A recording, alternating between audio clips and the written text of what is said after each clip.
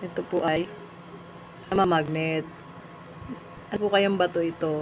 Namamagnet.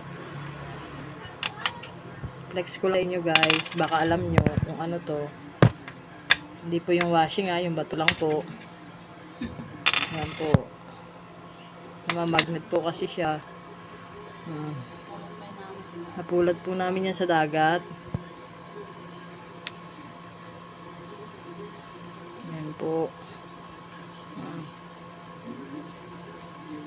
Wala po yung peke Bato po talaga yan. Batong bato. Anong klaseng bato po kaya ito? Baka po may nakakaalam.